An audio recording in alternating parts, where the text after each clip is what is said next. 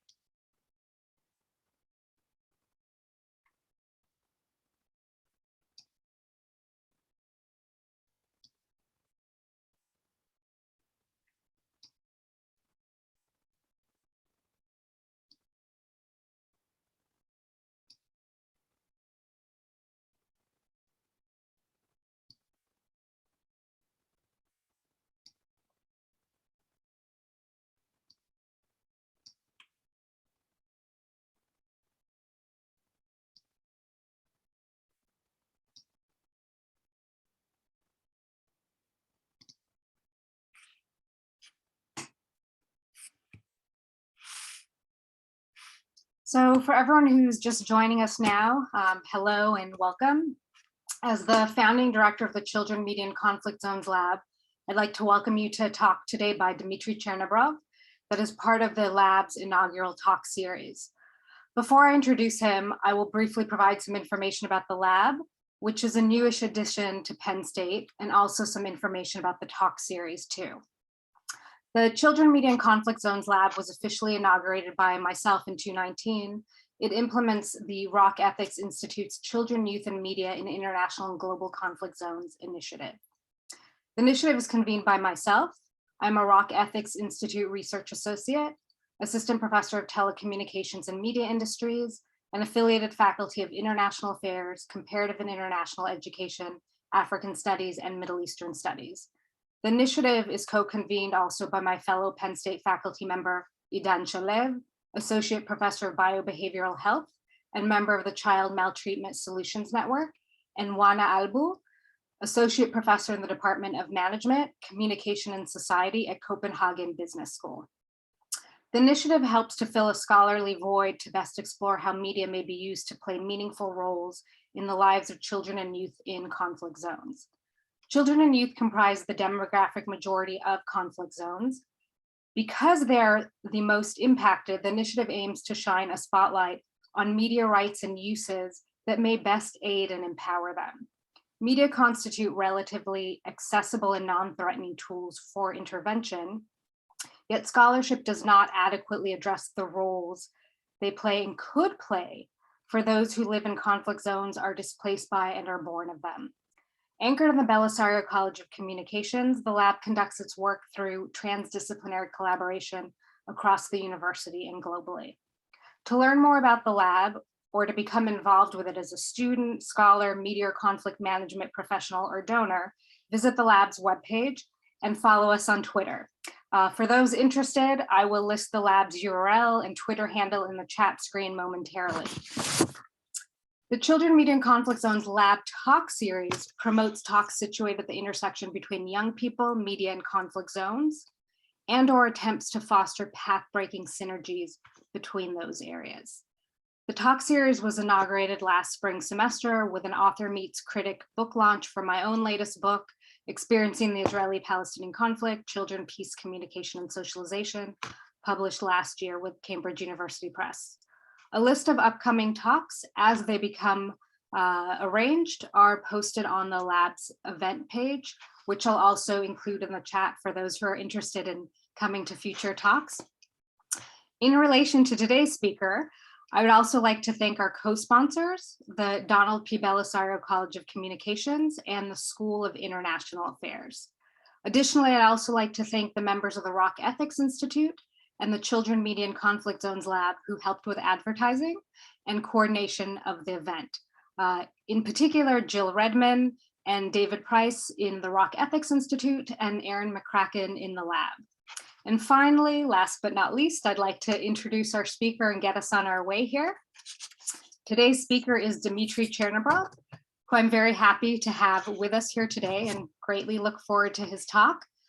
This talk, just as an FYI to people, is set to be published in an article that will be available next month. So stay tuned for that. The title of the talk is Diaspora Youth as Cyber Warriors When Their Homeland is at War. Dr. Dmitry Chernobrov is an associate professor in media and international politics at the Department of Journalism Studies at the University of Sheffield in the UK. He's also co-director of the Digital Society Network and has recently been selected as a research fellow at the USC Center on Public Diplomacy. Dr. Chernobrov is the author of the book Public Perception of International Crises, which received the 2019 Furnace Book Award for an exceptional contribution to the study of international security. His work focuses on international crises and public opinion, public diplomacy and contested international events, diasporas, memory and conflict, and digital technology and participatory war. His research has been published in International Affairs, Political Psychology, Digital Journalism, British Journal of Politics and International Relations, Politics, and other leading academic journals. Most recently, he has been working on two projects. One on how diasporas become cyber warriors during armed conflict in their homeland, and the other on how states use humor strategically to contest or form foreign policy narratives. His research has received funding from the British Academy, Fulbright, the Scottish Funding Council, and the University of Southern California. In a moment, I'm also going to put in the chat two articles of his that relate to the population that he's discussing today, Armenian youth, but it's on a separate subject matter, but I place it in the chat in case people would like to read more of his work. And with that, Dmitry, I will turn it over to you. Thank you. Thank you. Thank you so much for this wonderful introduction, and thank you for having me today. Thanks for everybody who has joined the talk. I will just share my screen in a second, and hopefully this is going to work. Right, so today I am going to talk about diaspora youth as cyber warriors when their homeland is at war. And the heart of this project is the idea that not all wars are fought on the physical battlefield. So more and more in recent decades, we have a situation when wars, in parallel to the physical war in the battlefield fought between armies, we have a narrative war, which is more and more fought online with the participation of ordinary populations. So, and that is called participatory war. War waged by individuals or communities with an internet connection wherever they might be. So in a sense, this war is very easy to take part in. You do not have to leave your home. You can spend as much time as you like on disseminating information, on arguing for the what you or your community views as the truth online. And in that sense, conflict becomes crowdsourced. It draws on the efforts, the time, and the information which is collected around the world by people both living in the crisis zone and abroad as diasporas.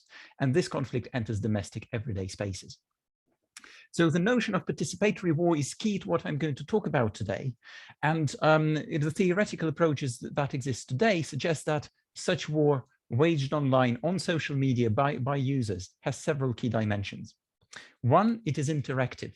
So citizens become implicated in war in new ways. So for example, through the acts of liking or sharing or reposting, or even taking selfies in support of the physical war effort, they become involved in the production and dissemination of information about war. Also, information about war becomes customized and personalized through, for example, through algorithms. What news do you consume? Where do you consume it? How news becomes embedded into your social media. So individuation of information. So our view of the information, our consumption of information about the war would not exactly be the same as another person's. And so we get to see slightly different pictures of that war, slightly different slices of information. And that may also lead to us seeing a different truth in it. And finally, another major characteristic of participatory war is that it is immediate and it gains intimacy in the sense that the speed of information, its velocity is increased, while the distance between the consumer information and the actual physical battlefield is reduced. Most studies up to date have focused on how participatory war is waged by communities who live in the crisis zone. So for example, if we take the Israel-Palestine conflict, how do communities there take part in war? Not just the physical war, but online, on social media, how do they promote information in support of their cause? However, what I'm interested in looking at is what role diasporas play, because diasporas very often present a sizable proportion of a homeland population, or even outnumber it. Like in the case that I'm going to talk about, the Armenian population itself is around 3 million. The Armenian diaspora is 3 times bigger than that.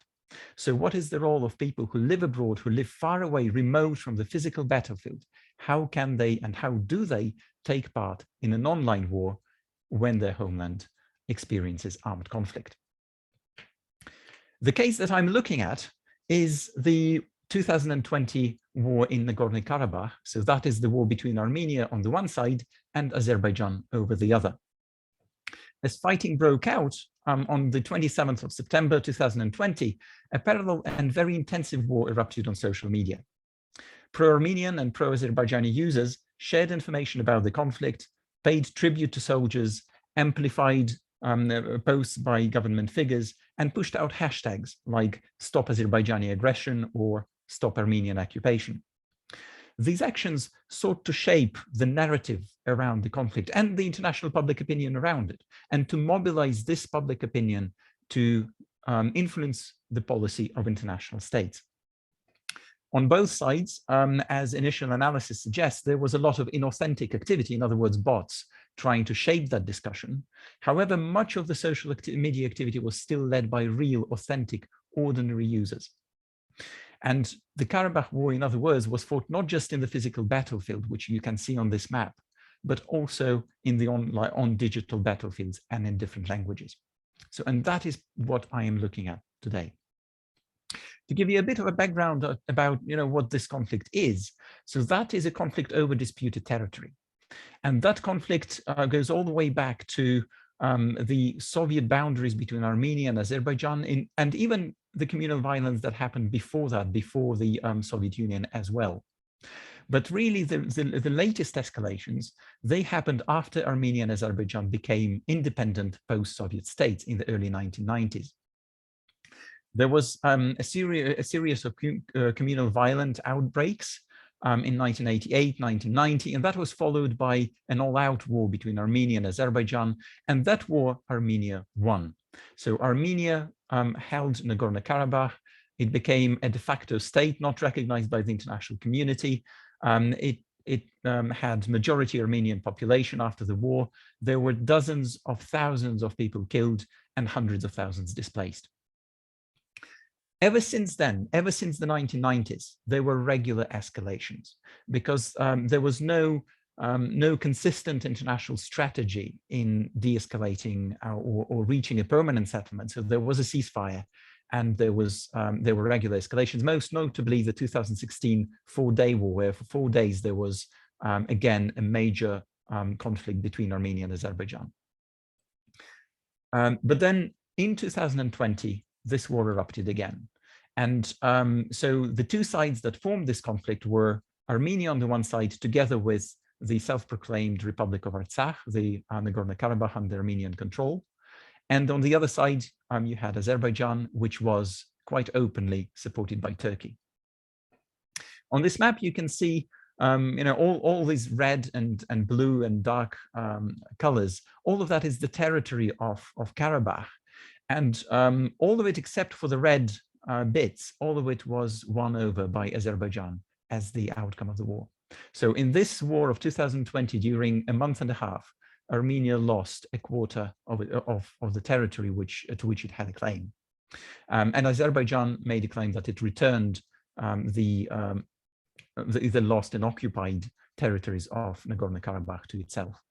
So, and that means that there are competing narratives around this conflict. So for Azerbaijan, this is an irredentist conflict. So regaining control of this region is foundational to its identity as a modern state. Without this territory, the state isn't complete. For the Armenian side, Karabakh is the historical Armenian heartland, And it brings about memories of the 1915 genocide in the Ottoman Empire, which left hundreds of thousands of Armenians dead, and also produced millions of refugees.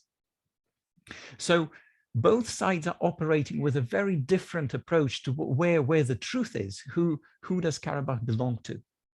And all of that coincides with very low international media attention. So unless you really know the region, many people would not have heard of Karabakh, would not have heard what the conflict is about, or what's the status of that conflict. And some people would not even have heard of the war in 2020. So it is quite low on the media agendas. And that also means that the narratives that are pushed out online by ordinary users, they gain traction, then they come to play an important role in shaping international public knowledge about the conflict. So this conflict ended with the defeat of Armenia, and on the 10th of November, there was a ceasefire signed and brokered by Russia. As the result of the ceasefire, Armenia withdrew from large parts of Karabakh. Russian peacekeepers were deployed along the line of combat between the Azerbaijani and Armenian forces. And a major crisis was produced within Armenia because the government did not admit up to that very date that it was losing the war. Now, key to the study is the notion of cyber warriors. So I'm looking at how diasporas act as cyber warriors in this conflict. How do they play a part in an online social media war? But I must also say that cyber warriors is not the term that I impose on these participants. This term is the self-description, how participants in that war, how they describe their own activities. And some of these quotes suggest, and they are quite international as well. This is a war for information as much as it is a war for the actual land and with actual guns. Or as Arena put it, this is the information front, a real war where cyberspace is the battlefield. And many of the online ordinary people to whom I spoke, the diaspora youth, they spoke about fighting online being as important as fighting on the ground, because you need to fight this war with dignity, be proper cyber warriors, and spread information. So the key question I'm asking in my project is, how do diasporas fight online information wars during armed conflicts in their homelands? And I take this particular case, but I also draw some conclusions about broader conflicts elsewhere. So this is part of a larger project, or rather a project which I have been doing in several stages. So the project involves semi-structured interviews with young Armenians aged 18 to 35, living in 7 nations. So that's USA, France, Russia, United Kingdom, Denmark, Netherlands, and Germany. The reason for those countries is that USA, France, and Russia have the biggest Armenian diasporas around the world. So those were shaped largely for the USA and France in the wake of the genocide in the Ottoman Empire in 1915 and its aftermath. The Russian diaspora was largely formed during the Soviet times as labor migration, and also as the outcome of the First Karabakh War, where many refugees fled to Russia in the early 90s. UK, Denmark, Netherlands, and Germany have much smaller Armenian communities. And also that makes it an interesting comparison to see what's the experience of the bigger diasporas, where it's much easier to organize physical protests, and what's the experience of smaller diasporas, where the internet is pretty much the only way you can communicate with the rest of the community. There were 3 stages of the study. The first was in 2017-18, I conducted 20 interviews with Armenians about their memory of the First Karabakh War. At that time, nobody had any idea that just 2 years later, there would be a major war again, and Karabakh would no longer be Armenian. So, but I was looking at how the youth interpreted the memories and how the memories of the First War were transmitted to them, and what role Karabakh played in their imaginary. The second study, which is most of what I'm going to talk about today, took part right during the war. So I was interviewing Armenian youth who took part in the online social media war right at the time when they were doing this, and also shortly afterwards. And the third study is beginning now, and it is looking back, but also involving Azerbaijani communities. So I'm going to look at how both sides look back at their efforts and what outcomes those efforts produced. The main focus of the study is on 4 things. So first, I'm looking at why. So the reasons why do young people, ordinary people, become cyber warriors? The second question is how? What kind of strategies do they adopt? What methods of waging that cyber war do they choose? And what other choices and dilemmas do they experience? The third is against whom? How do they see their opponent? How do they perceive the users online who are promoting the other narrative, or just more generally the Azerbaijani population?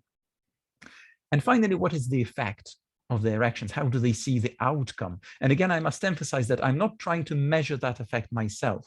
I'm rather looking at how the Armenian youth themselves perceive these outcomes. So these are subjective perceptions of outcomes. And finally, why youth? So the focus on youth specifically is chosen for several reasons. First of all, that is a very distinct generation. So the generation of 18 to 35 is the first generation to grow up with the existence of an independent post-Soviet Armenian state. And that means that their political attitudes, their memories, and their attitudes to that region are quite different from all the generations who, for example, were used to seeing Armenia as part of the Soviet Union. There's also quite a lot of political disconnection, because again, people who were born and grew up in diasporas, particularly in places like the US and the UK, they would be also looking back at the region with their own political views and political cultures, which are part of the Western world as well. So when, for example, noticing poverty, corruption, and other problems, so politically, very often the youth would be distant from the Armenian government.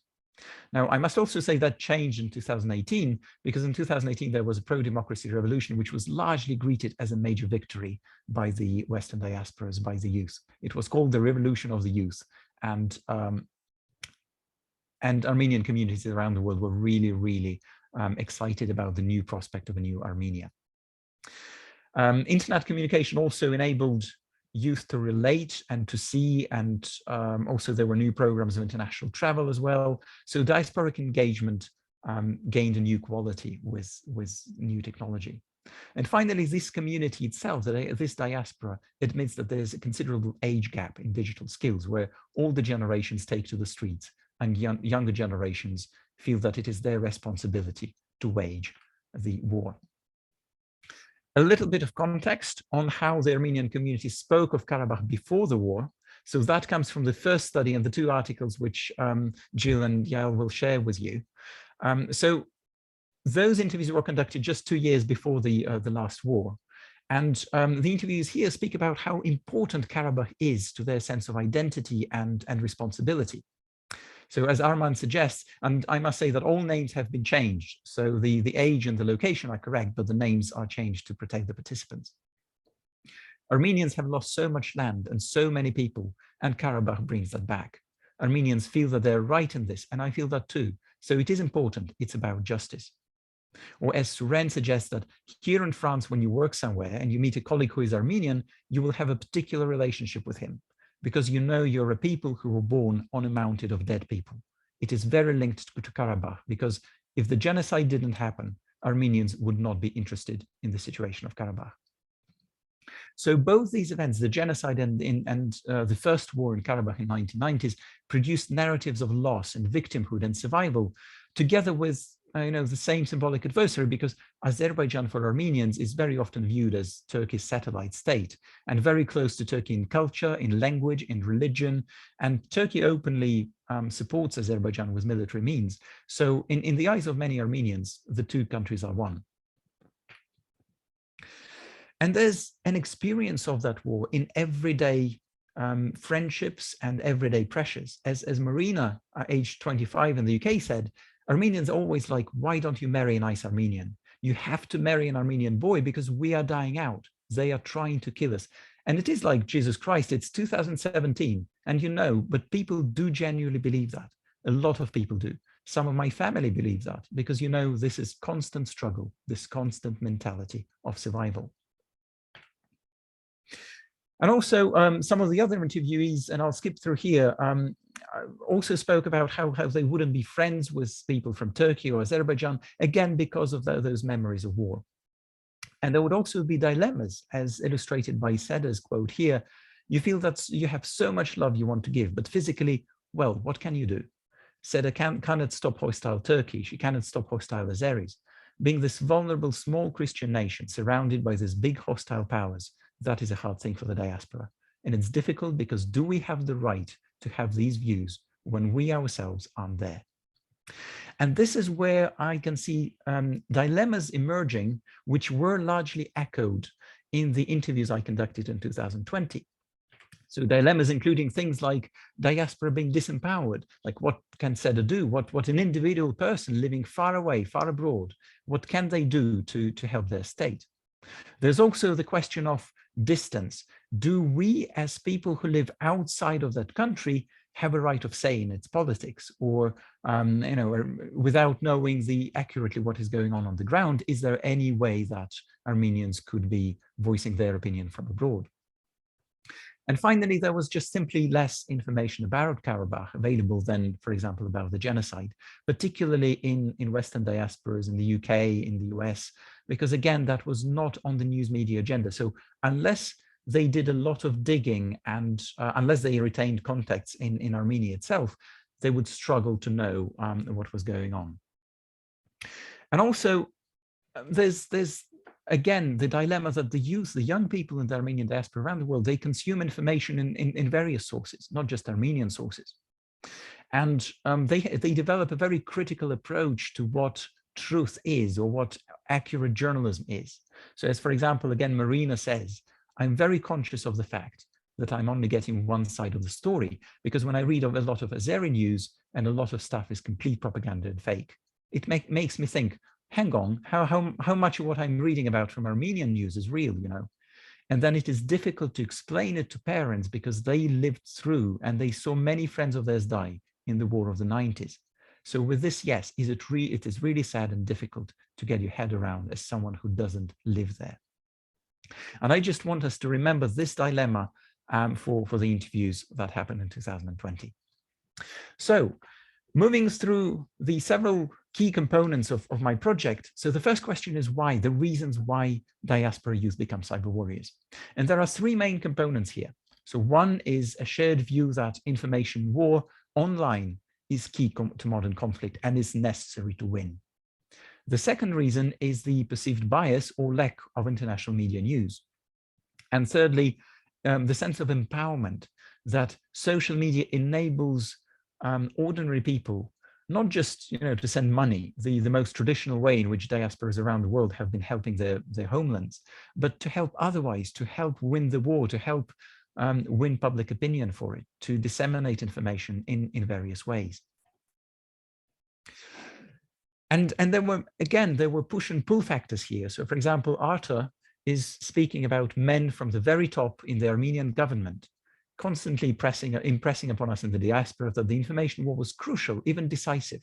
And so many were fighting, spent lots of time and resources on this. But it wasn't just homeland government mobilizing diasporas around the world. For many participants to whom I spoke, and for this study I spoke to 30 interviewees during the war, many of them, it was a personal decision. Some of them didn't have social media accounts. They opened them in order to promote information about the war.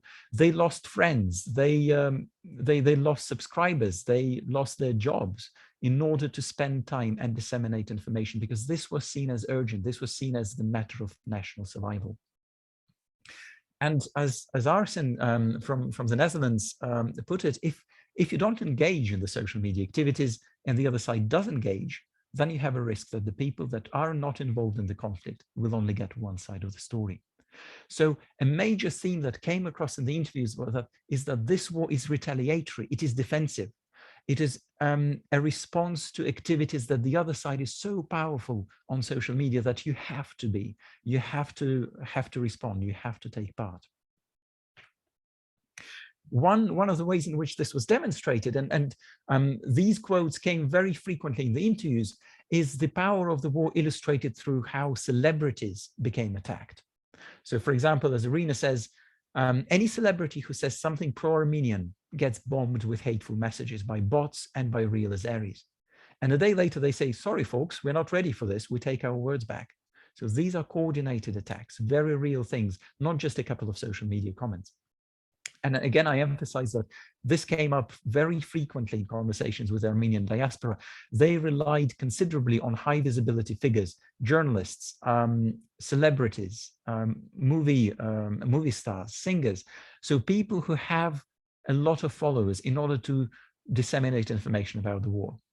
And they spoke about the incidents when celebrities where they realized that they were weak on social media and their Azeri side is so strong.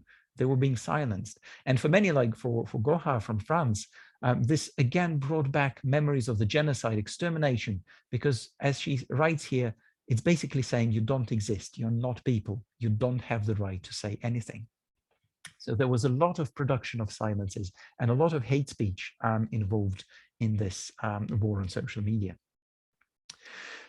Another reason, another major motivation was a consideration that international media was silent or was writing inaccurate stories.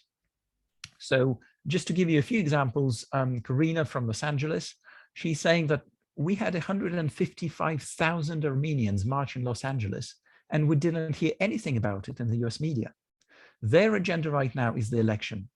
The day that the protest happened, the day that there was so much going on Karabakh, they covered Trump waving out of his car for 14 hours straight. We were all going crazy here. So Karina refers to the incident where Trump, when after testing positive for COVID and being taken to hospital, how he did this controversial wave and drive through the crowd of his supporters. So again, that was all over the US news. And so a march of 150,000 people, an anti-war march, never made it to the news. For another person, for Eva in Denmark, a much smaller Armenian community who didn't have the opportunity to gather such big physical protest crowds, her experience was that big news channels, CNN, Euronews, BBC, were telling the exact opposite of what is happening. They say one thing, and people who actually live in the region say a completely different thing. So we felt it's our responsibility to share what is going on. So there were several explanations which were offered for why international media were biased or inaccurate. So, and again, these are explanations that the participants offer rather than my own interpretation of the reasons behind it. So according to Armenian youth, young people, they understood these reasons as reporters were largely without knowledge of the region. So they didn't know the history of it. They didn't know what was going on. They didn't necessarily have access. So for many, this was their first posting to the region. So don't expect them to produce in-depth, accurate coverage. Audiences, particularly in the West, like audiences in the UK or audiences in Russia as well, largely regard Turkey as a holiday destination. So trying to get these audiences to put pressure on Turkey to lobby against Turkey was, largely a lost war because again, the stereotypes and the perception of the nation is very different. The audiences did not regard Turkey as a threat. In Azerbaijan, there were access restrictions for media, so no international journalists were allowed into the conflict zone. And so that was, again, one of the reasons why, according to the participants, the journalists from Azerbaijani side only could replicate the government's, the official position, the official news story, rather than verify it on the ground. And finally, some of them blamed Western reporting standards, like these cautious, Armenians said this, Azeris said that, and then Arena complained that, come on, there's evidence of war crimes and, Azeri military deploying jihadists, for example, not just from Armenian, but independent Western reporters. A foreigner who reads this news wouldn't know what is true. Both sides are simply accusing each other and denying everything. And finally, the last major motivation was inability to help otherwise. So raising awareness was the only thing they could do. And as Arena says, we'd go crazy unless we do this. And if you're abroad, online is the only thing you can do. And as Seda 23 from the US says, I'm glued to my phone. I'm glad I graduated. I haven't started working 9 to 5. So I could be a cyber warrior right now, and I could be helping the community. It's the least we can do compared to my brothers and sisters literally dying. The least we could do is put posts up and go and comment or like everything, at least win the cyber war. So again, that emphasizes how many participants to whom I spoke, for them, it was a major time commitment. It was a full-time job. It wasn't just a 5-minute activism. It was a full-time job trying to promote their view of the conflict and information, trying to get other people interested, trying to get media to redact stories, and trying to bring international public opinion to the conflict. Now, they did it in a variety of ways. So I also explored the methods, the strategies, and the choices, how this cyber war was fought and what was done. And I discovered that there were a number of individual intuitive tactics that every participant came up with, but also evidence of emerging coordinated networked campaigns. There were also dilemmas around news credibility, which sources to trust, which to repost, which to amplify. There was also a dilemma of positionality, the same as before the war. As outsiders, as people living remotely, do they have a right of say in, or do they know exactly what is going on back in the homeland?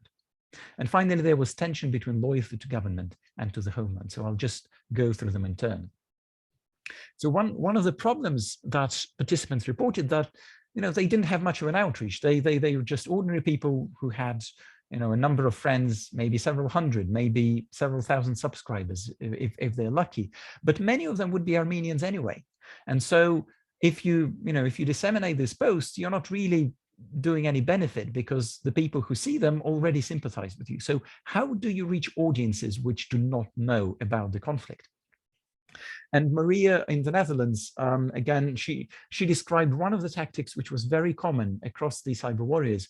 She tried to post things and under the comments of people like Thomas de Waal, who's a major journalist, or anyone prominent in the field, someone media outlets would listen to.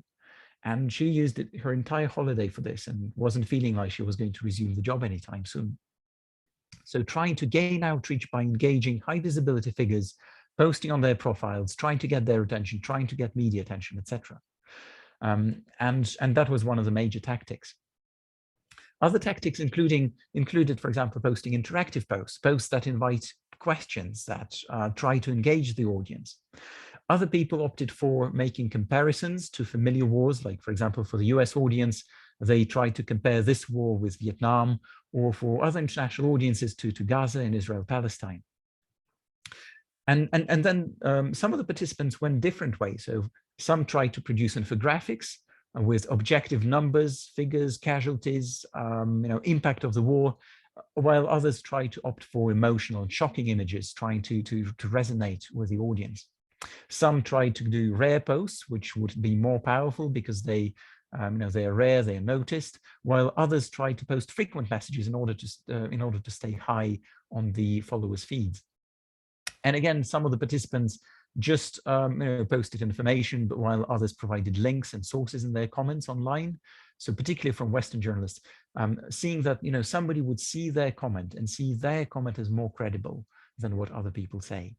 But these are individual tactics and very intuitive ones. So these didn't involve much of coordination.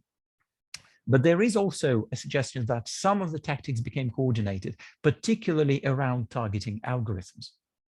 So this is a quote from Seda in 23, who became part of what she called as Armenian Twitter army on Telegram.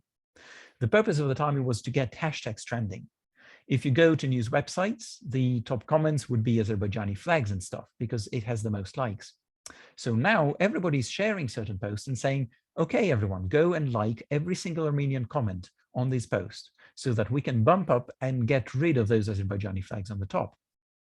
So we have real people on the internet trying to drown out everybody with certain tactics to get the algorithm on our side. If you go on Twitter and type stop, I want stop Azerbaijani aggression, stop Turkey. The first ones are stop Armenian aggression, stop Armenian lies. Why is theirs before ours? That's because Azeri bots are doing it. So our aim is to get on top so that when people on Twitter are looking at US news, we've got sanctioned Turkey trending. We want people to be curious. We want it to be in front of their face. So in my view, this is a very important piece of evidence suggesting that today's conflicts, particularly the information wars, the online participatory warfare that surrounds it, gains new targets and new metrics, in the sense that the success of that war becomes measured in the way which hashtags become trending, which comments become pushed to the top, and algorithms which determine visibility of content to audiences, they become a major consideration in which tactics diasporas and other participants in online warfare adopt. Arena from Russia describes a similar a similar strategy where, for example, where BBC or any other international media would post an article about the war, she suggested that you would see 150 Azeri comments and only one Armenian. And so you write Armenian comments and like all other Armenian comments, so that some Englishman who has no idea where Karabakh is does not see 150 comments like Armenians are killing babies, but that Azeris are bombing churches and are the real aggressor. We should not engage Azeri comments, because even if we react with laughing emoji, that will push those comments to the top. And again, I would emphasize that this produces a very important consequence for how this war unravels.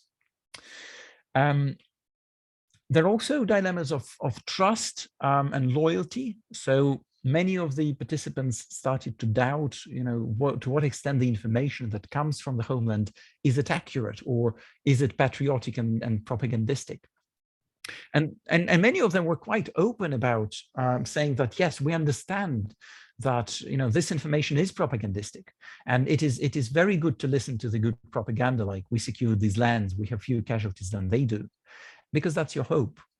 But that also eroded their trust in information sources.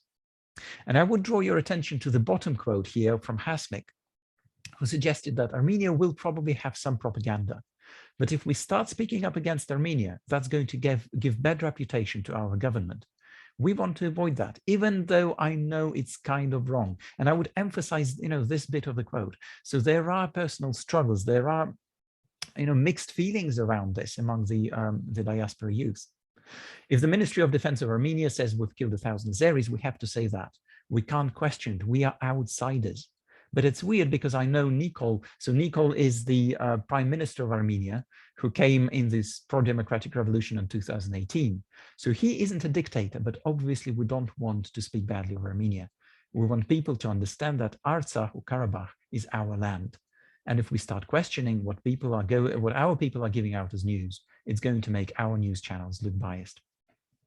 So I think, again, this is quite an important element, an important quote, in the sense that very often in scholarship on persuasion and propaganda, particularly the recent scholarship on participatory propaganda, where ordinary people come to replicate and amplify messages, this is seen as the result of manipulation or persuasion. But I must say that also, we can conclude that much of it is much more self-reflexive than scholars of propaganda usually suggest. So participants may well be aware that the messages they spread are propagandistic, or not necessarily, entirely accurate. But these are these tensions, constant dilemmas between loyalty to government and trying to hold it accountable, and then the feeling that we need to hold it accountable. Consideration of the cause, that it requires a certain sacrifice, a certain blind eye towards the government. So these are tensions and dilemmas that participants experienced, but they quite knowingly and consciously reproduced some of the information that they knew to be fake. Against whom? So again, how do the participants, how did they view the other side? And I argue that this war became monologic, in the sense that participants didn't try to engage the other side. They didn't try to even respond to the other side. Because again, remember the algorithmic considerations. If you respond, or even if you put a laughing emoji or a scornful emoji, that pushes the original comment up. So that would give unnecessary visibility to the other side. So that means that online participatory wars become monologic, in the sense that they produce silences. They do not engage the other side. And also there's dehumanization of the opponent widely as bots. So if we look at these 4 quotes, again, they give different reasons for non-engagement with the opponent. So for example, the first one, all these accounts, like pardon my language, kill Armenians, they were all just fake accounts with fake people following them. So Luzine suggests that these are fake bot accounts, again, not real people, because real people can't be doing that. Yevo suggests again that she would report them as fake, but twice she tried to have a conversation with them. Listen, talk to us. We only hear about Armenia from your government. You don't hear our opinion, but it was no use at all. They just repeated the same things they have learned, and I stopped. Quite interestingly, this quote demonstrates that the application of the label bot is quite wide, and it doesn't necessarily indicate automatic fake accounts on social media in the eyes of the participants. They also used bot to describe people who have been brainwashed, or people who would not really engage, would not want to listen.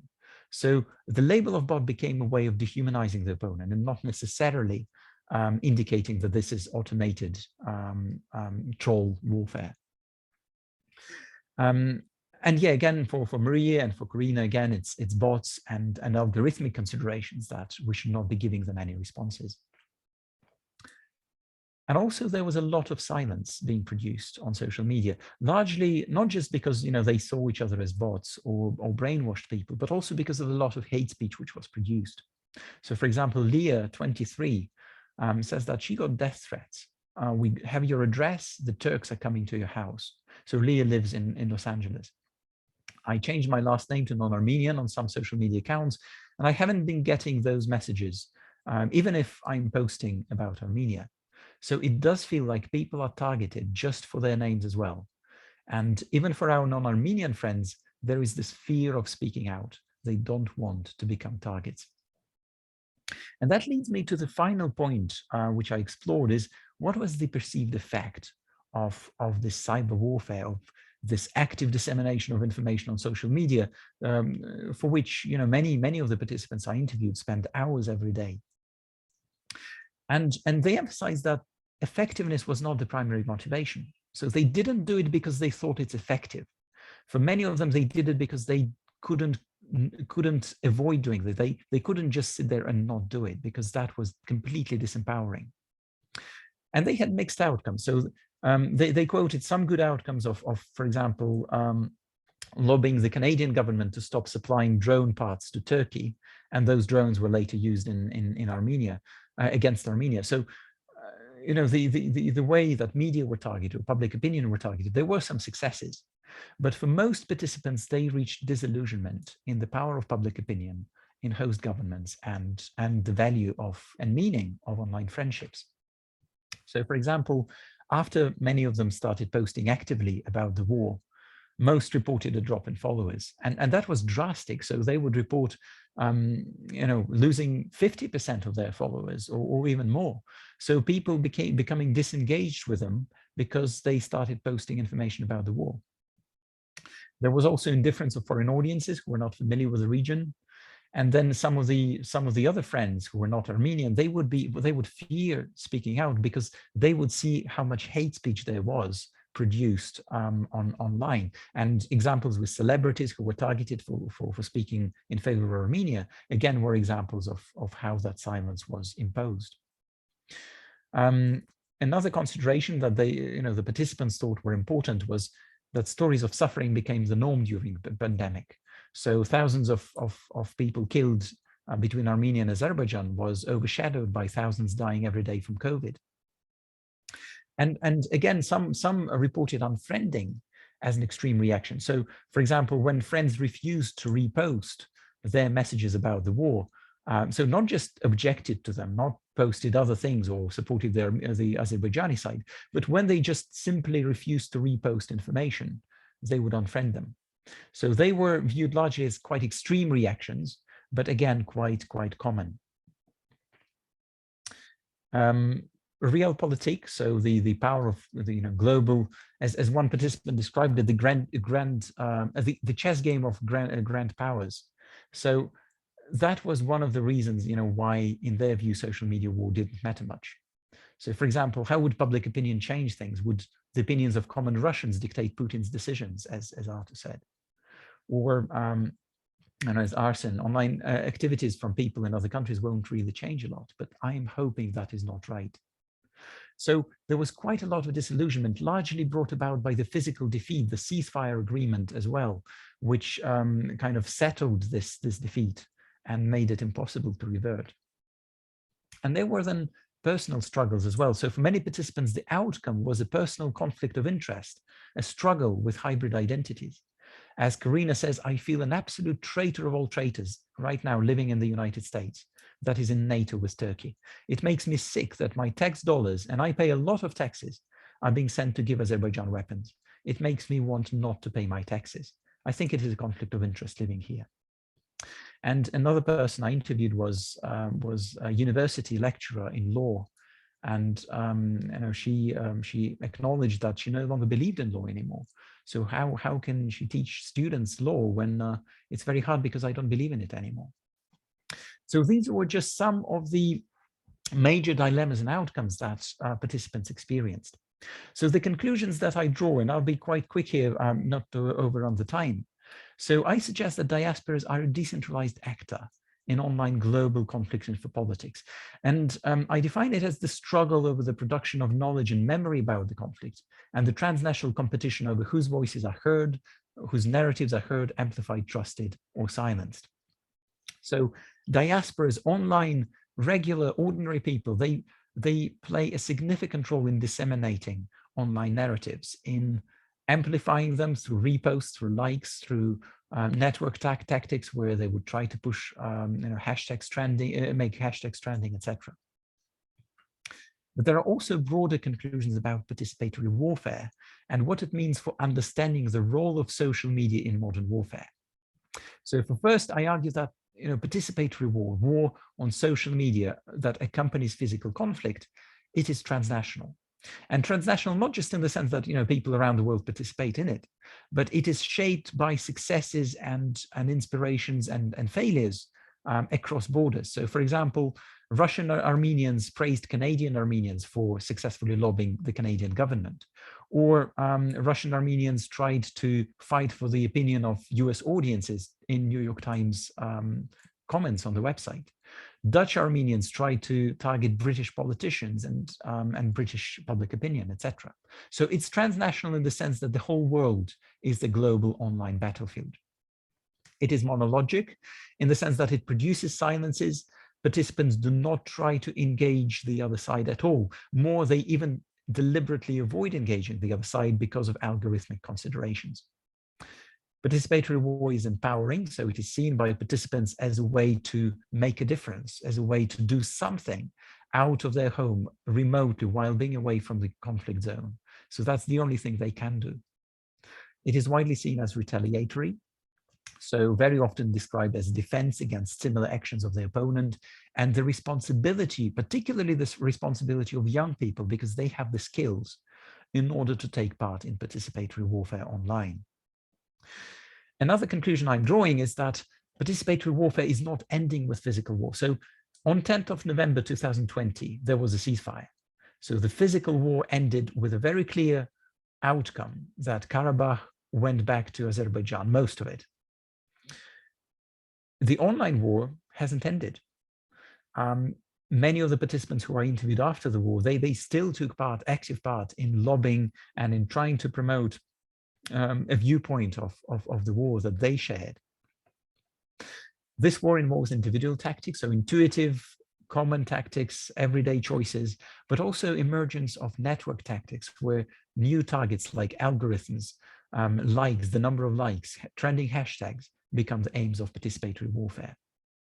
And finally, I argue that participatory warfare has been culturally and politically transformative for all the participants I've spoken to. So, for example, they became disillusioned in the power of public opinion. They felt that they were traitors for living in the countries they lived in because their governments were in line with Turkey. They felt that the value of online friendships collapsed and was completely meaningless. And they accused their friends of not supporting their cause. So in many ways, participatory war, the experience of taking part in this online war was culturally and politically changing for the participants that I interviewed. So thank you very much for listening to the presentation. I'll be happy to answer the questions. So I'll just say that this this talk is largely based on the study which is coming out later this month in International Affairs. So an article called Diaspora, Cyberwarriors, Infopolitics, Participatory Warfare in the 2020 Karabakh War.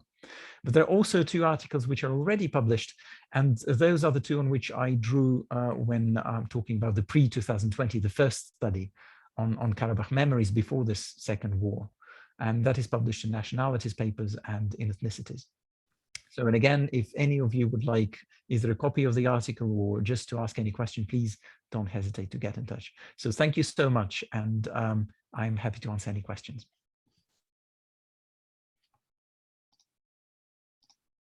So Dmitry, thank you so much for that fascinating talk.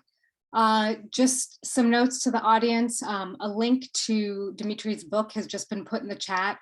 We had some technical difficulties, so couldn't put the 2 articles in the chat, but Jill will be sending both of those articles to all registered participants. And so with that, I want to open it up to questions. There are 2 or 3 methods for Q&A. You can either raise your hand or post, it looks like there may even be 3. You could post either in the Q&A or the chat. If you prefer not to write out your question, you could raise your hand and Jill will attempt to unmute you. So any of those, and Dmitry has graciously agreed to stay on past 12, as we're nearing 12 if there are additional questions. And with that, I'm actually going to start with the first question I'd like to ask you. So the first is a comment, and the second is a question. So first of all, just your comment about, or your point about the size of the Armenian diaspora being 3 times the size of the population itself is staggering. I mean, just as far as really driving home the importance of the research that you're carrying out. I mean, it's staggering. The question I want to ask relates to the comments that came up of the Armenian youth questioning whether they had a right to say something as diaspora. And so I want to ask you why you think that is. And the reason I want to ask, I want to sort of give some comparison. So as you know, I conduct research with young people in analogous conflict contexts. And I'm thinking of 2 studies I've done with youth looking at their social media uses. The research questions are in many ways different, but there is an overlap in the sense of a lot of questions about their uses in political conflict contexts. And everything you're saying that came up in I'll mention 2 studies, came up except this point about the right of whether they have a right to say something. So I'm thinking over a decade ago, I did similar open-ended interview questions with a Syrian Alawi Israeli youth. There's a small unknown Syrian Alawi village in Israel by the name of Rajal. And I talked with them about their social media uses. This is at the time, the sort of Arab Spring transitioning into the start of the Syrian civil war. They were active in support of the Assad regime and Alawis more broadly in Syria from that perspective. And the other population are Sahrawis in the context of the conflict over Western Sahara vis-a-vis Morocco.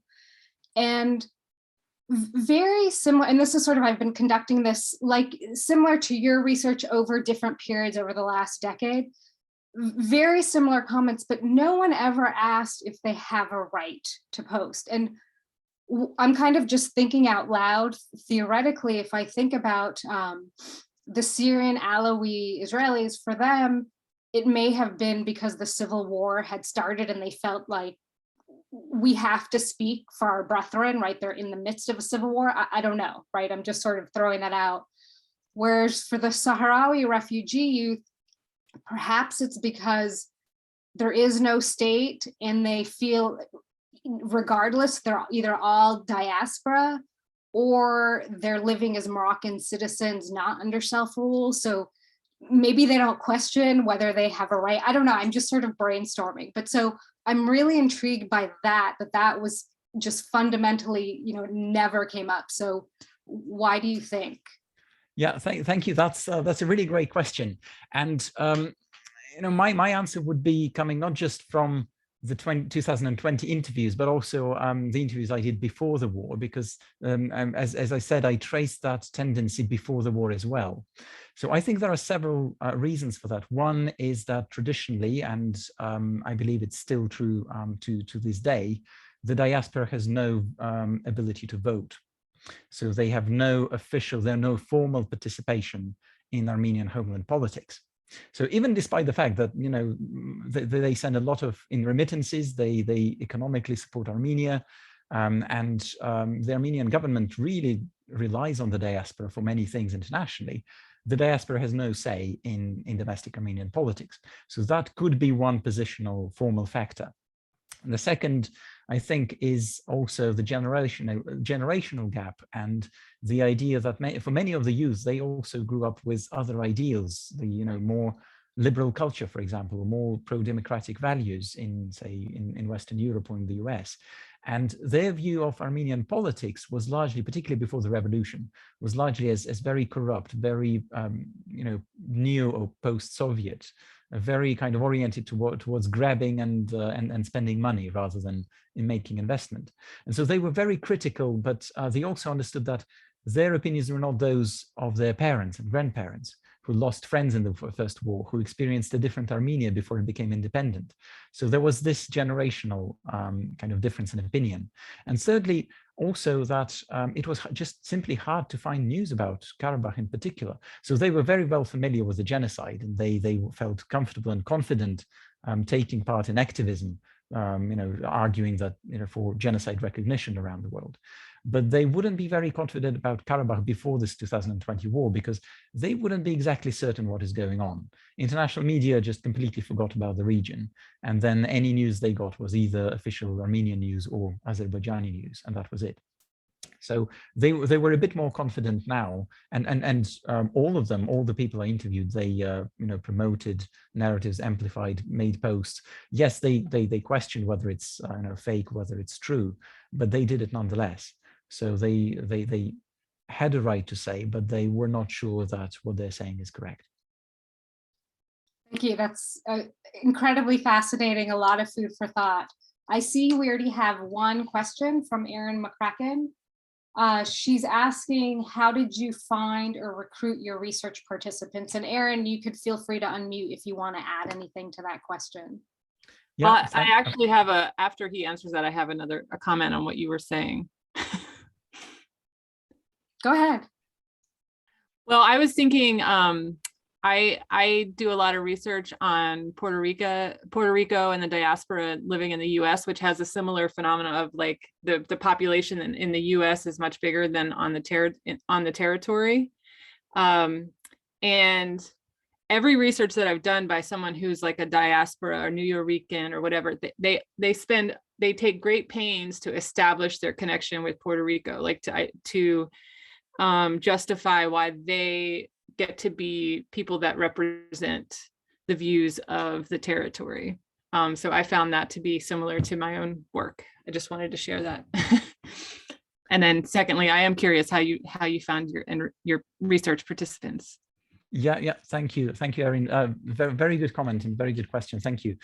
So yeah, just also to clarify, you know, there was no question in the participants' view that they were Armenian. So they didn't try to renegotiate their identity. They didn't doubt it.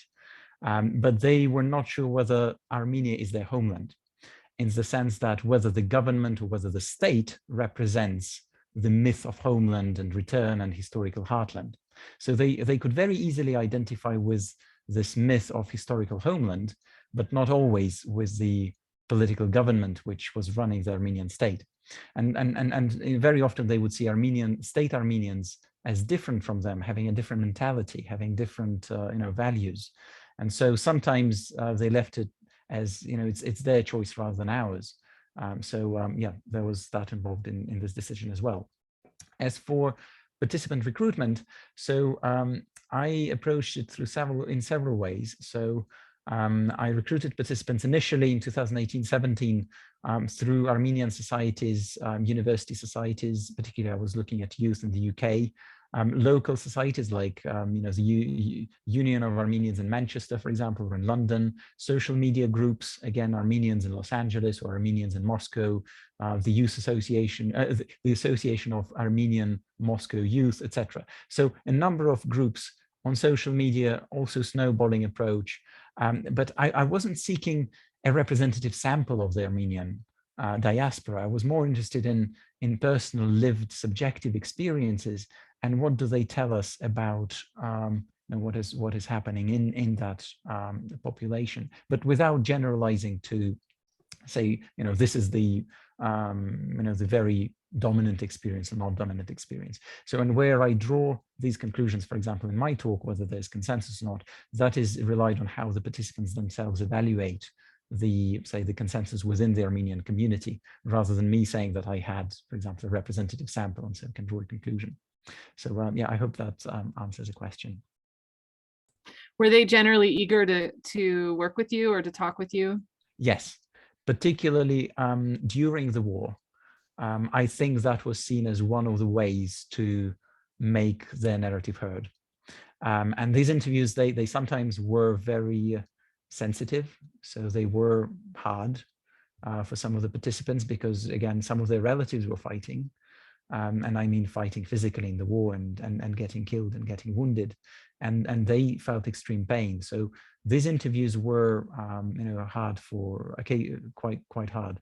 But for many participants, they wanted to go on. They appreciated that somebody who's not Armenian is trying to make sense of it and is trying to give them voice. And I didn't have a single refusal, really. Thank you. So we have another question in the Q&A. I'll read off. And just as a reminder, if you have questions, you can write it in the Q&A or the chat, or you could raise your hand if you prefer to ask orally. So I'm going to read this question down. Thank you for a very interesting talk, exclamation mark. Is cyber war somewhat limited to conflicts of which both sides are not part of or supported by a superpower country?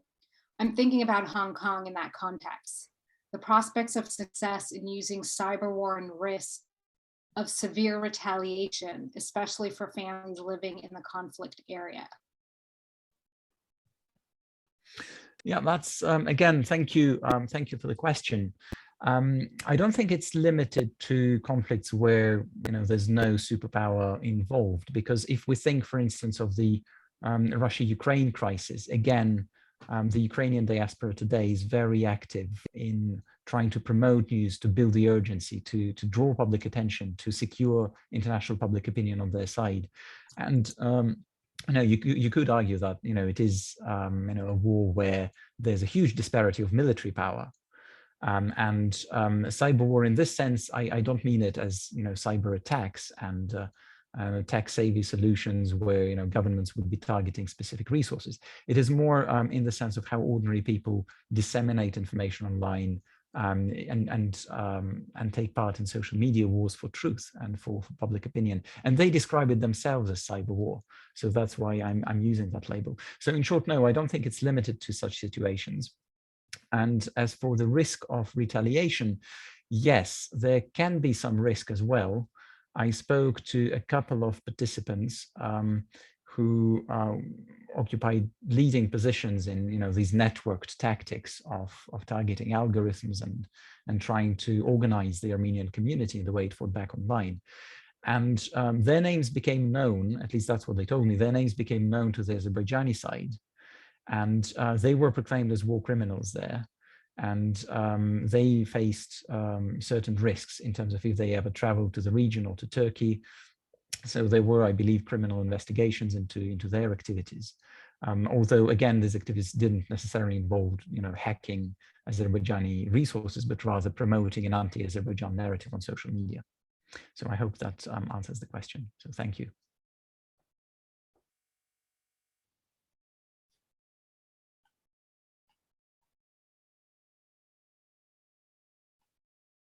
Yeah, great.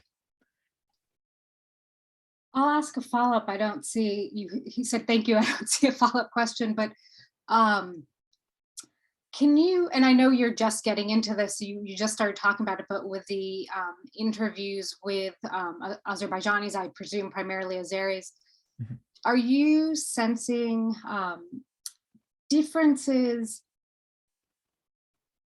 either in their willingness to engage in cyber war or willingness to diverge from the official narrative based on concerns about government retaliation, either Azerbaijan or Armenia. And here I'm speaking to the nature of governance in each of the countries and differences. Right. I wouldn't be in a position to, to comment on the Azeri side so much because I don't have much data on it yet. But I think what I can see going back to this question is not necessarily the willingness to engage, but rather the evaluation of outcomes. So in the sense that for some, the conflict is decided. So the physical outcome is decided, and it is quite hard to imagine a way in which it would be overturned. So Azerbaijan is militarily stronger, that is undeniable. Even Armenians openly say that, particularly with Turkey's capabilities, military support for Azerbaijan. It's impossible for Armenia to win another war. So the military solution is non-existent.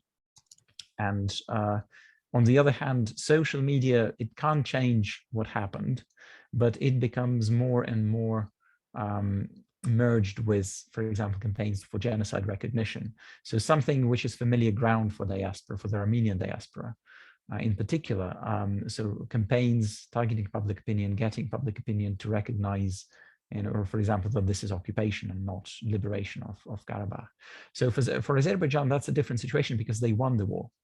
So their view of the outcomes of the narrative war may well be different from the Armenians because they were able to, to fight the war online as well as on the ground.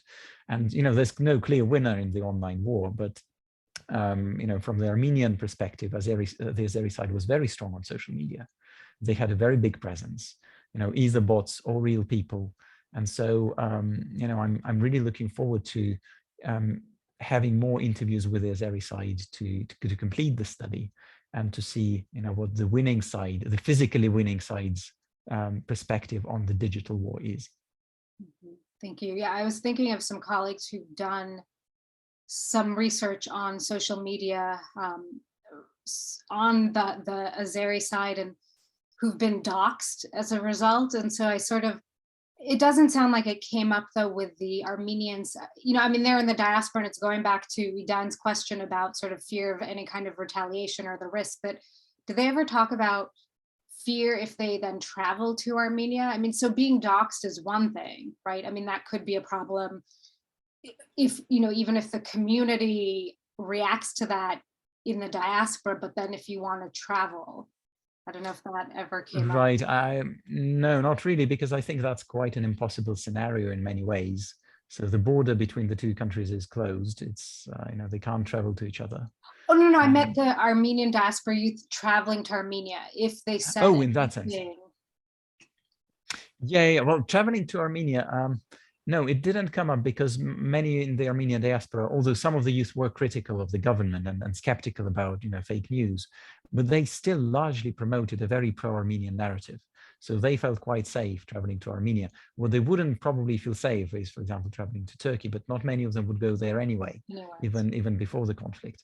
I think where the main tension lies is, and the main perception of risks, is actually living in the diasporas themselves, because many of them reported a huge rise in hate crime in the communities where they were living.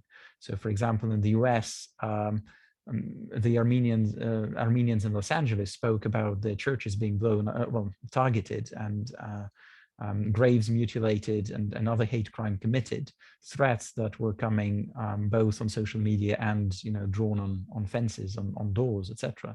Like Turks are coming to your house. And I would imagine there would be hate crime the other way as well. So, and again, that was common. Diasporas in smaller communities like in the Netherlands or in Denmark, or in Germany, where there's a much bigger Turkish presence than Armenian, they reported feeling very unsafe and starting to feel that they are surrounded by people who support the other side. So and some of them spoke about friendships being broken and even all the generation gap as well, where, for example, the youth would be more critical of the news which comes from Armenia, but a grandmother wouldn't be. So, and they would be very uncomfortable talking about the war with the grandmother. But again, culturally, because that's a very conservative culture as well, they very much respect the older generation and they are in close contact with them.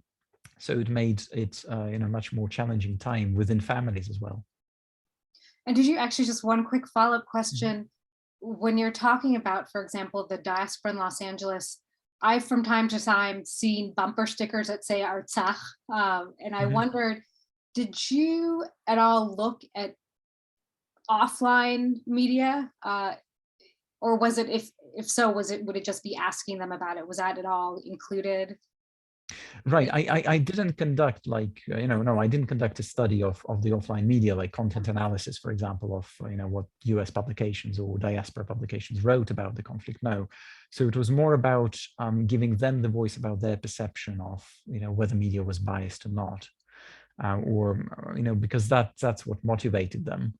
And again, some of the examples that they gave as biased media, for example, would not necessarily be seen the same way by participants outside of the parties of the conflict. So yeah, I understand that it doesn't prove that the media was in fact biased or not biased, but yeah, the perspectives are different. But what matters is that motivated them to action, and that's what I was interested in.